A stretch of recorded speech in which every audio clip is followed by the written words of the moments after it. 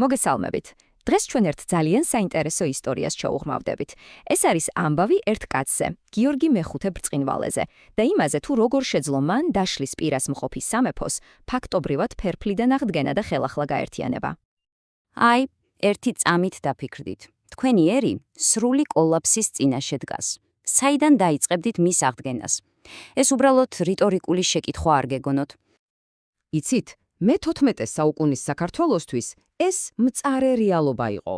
სამეფო, რომელიც ოდესღაც რეგიონის უძლიერესი ძალა იყო, ახლა პირდაპირ მნიშვნელობით საკუთარი არსებობისთვის იბრძოდა. იმისთვის, რომ კარგად გავიაზროთ, რა ამხელა გამოწვევის წინაშე იდგა ეს მეფე, მოდით ჯერ ვნახოთ რა ხდებოდა საქართველოში მის გამეფებამდე. სურათი, სიმართლე გითხრათ, ძალიან მძიმე იყო. წარმოიდგინეთ, ქვეყანას მონღოლები აკონტროლებენ და მის რესურსებს ბოლომდე წურავენ. ამავდროულად, ქვეყნის შიგნით ძალაუფლებისთვის დახარბებული ფეოდალები ერთმანეთს ჭამენ და მეფის სიტყვას არავინ ითვალისწინებს. ეკონომიკა კი ფაქტობრივად აღარ არსებობს. ეს ერთიანი სამეფო კი არა, სრული ქაოსი იყო. და აი სწორედ ამ საშინელ ქაოსში ისტორიის სცენაზე გამოდის ადამიანი, რომელმაც ყველაფერი უნდა შეცვალოს. გიორგი მეხუთედ აღწი ადის იმ დროს, როცა ქვეყანას რეალურად არანაირი მომავალი არ აქვს. მაგრამ იცით, ამ საყოველთაო იმედობის ფონზე მას ჰქონდა ერთი ძალიან მკაფიო და ნათელი მიზანი. აღედგინა ერთიანი, ძლიერი და რაც ყველაზე მთავარია, დამოუკიდებელი საქართველო. მისი გეგმა საკმაოდ თამამი იყო.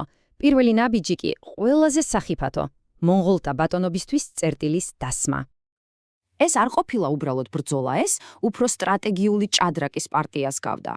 პირველი სვლა ის უბრალოდ წყვეთს მონღოლებისთვის ხარკის გადახდას. წარმოგიდგენიათ, ეს იყო წარმოუდგენლად თავხედური გამოწვევა. შემდეგ ის გენიალურად იყენებს მონღოლთა იმპერიის შიდა კრიზისს, ელოდება მათ დასუსტებას და ბოლოს, როცა შესაფერისი მომენტი დგება, ერთი გადამწყვეტი სამხედრო დარტყმით მონღოლებს სამუდამოდ აძიებებს საქართველოდან. შედეგად, თითქმის საუკუნოვანი ბატონობის შემდეგ საქართველო კვლავ თავისუფალია. ეს იყო უდიდესი გამარჯვება, მაგრამ გიორგიმ კარგად იცოდა, რომ ნამდვილი, ყველაზე რთული ბრძოლა სწორედ ახლა იწყებოდა. ხო, ახლა იწყებოდა ყველაზე რთული ეტაპი. გარემტერი დამარცხებულია, მაგრამ ახლა საჭირო იყო თავად ქვეყნის შიგნით გამეფებული ქაოსის დამარცხება. და რა იყო გიორგის პასუხი ამ ქაოსზე? კანონი. მან შექმნა ფუნდამენტური დოკუმენტი, ხელმწიფის კარის გარიგება, რომელიც, მოდი ასე ვთქვათ, იყო თავისი დროის კონსტიტუცია და სახელმწიფოს მოწყობის ყველა დეტალს განსაზღვრავდა. ამ კოდექსით მან პირდაპირ მიიტანა იერიში ქვეყნის მთავარ პრობლემებზე. ქვეყანა დანაწევრებული იყო. მან გააძლიერა ცენტრალური სამეფო ხელისუფლება. ფეოდალები ურჩობდნენ, მან მკაცრად განსაზღვრა მათი უფლება-მოვალეობები. ხაოსი იყო, მან შექმნა ერთიანი მოწესრიგებული სისტემა. მან ასევე აღადგინა დარბაზობა, სამეფო საბჭო.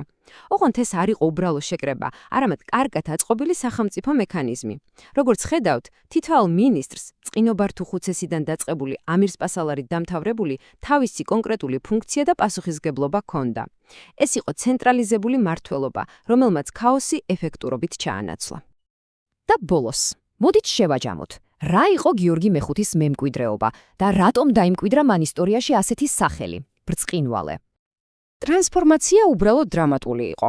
შეხედეთ. მან ჩაიბარა მონღოლების ვასალი, დანაწევრებული და ქაოსში ჩაძირული ქვეყანა. დადატოვა სუვერენული, ერთიანი და კანონზე დაფუძნებული სამეფო.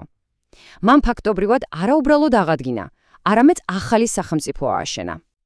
სწორედ ამ ყველაფრისთვის, ქვეყნის გაერთიანებისთვის, მონობისგან გათავისუფლებისა და ფერფლიდან აღდგენისთვის ის ისტორიაში სამუდამოდ დარჩა როგორც გიორგი ბრწყინვალე. და ბოლოს მოდით დავფიქრდეთ. რეალურად რა უფრო რთულია, თავისუფლებისთვის ბრძოლის მოგება თუ შემდეგ ამ თავისუფლების შენარჩუნება და სტაბილური სახელმწიფოს აშენება. გიორგი ბრწყინვალის გენიალურობა კი სწორედ ისაა, რომ მან რაღაც სასწაულით ორივე ერთად შეძლო.